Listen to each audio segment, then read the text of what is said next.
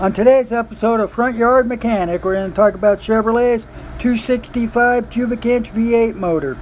Some say this was the first GM V8 ever produced, but it wasn't. I did a video on the first one that was ever produced in 1917. But anyways, this is the pure GM 265 cubic inch V8 motor, and it was produced in 1955. Chevrolet had to think up something to save the Corvette from being ended in 1955 because it only sold a few 600 or 700 vehicles, so they come out this V8, which made all the difference for in the Corvette sales. It's like, again, it's a 265 cubic inch V8 engine. We will be discussing what year it was made and why they kept this engine and why it was so good. It eventually went on to be the famous Chevrolet 283 cubic inch engine, which ended up running off from that to the Chevrolet, my favorite, the 327 cubic inch engine, and onward to 350s and 305s, 400s, etc.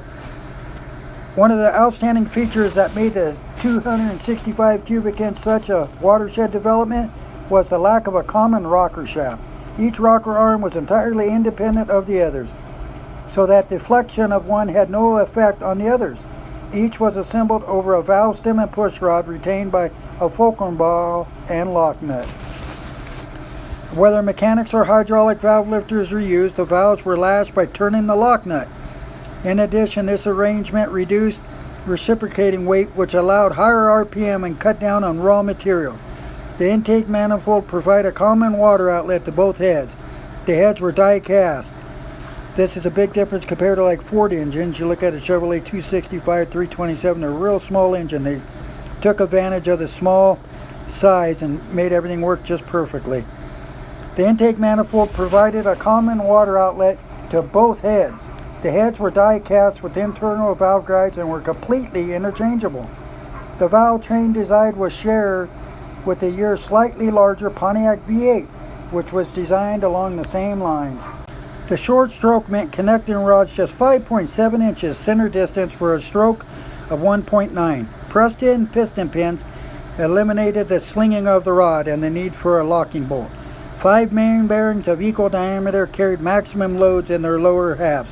By reducing the maximum oil film loads through omission of oil improved the lower half. The capacity of the main bearings increased approximately 100%. The wear is reduced. More weight was saved by circulating the oil through hollow push rods, providing splash loop to the rockers and valve stems. This meant that separate and costly oil feeder lines were unnecessary. Like I said, this engine was produced to run efficiently on very little moving parts, which was very good. They revved up really high. If you ever took a Chevrolet motor apart this size, you would see how small the rod bearings are and everything, so it was designed to spin high RPMs. Well, if you like this upload, please hit the thumbs up. If you want to subscribe to the channel and ring the bell for future uploads, because I will be doing videos on all small block Chevrolet engines going up to big blocks, along with Ford too.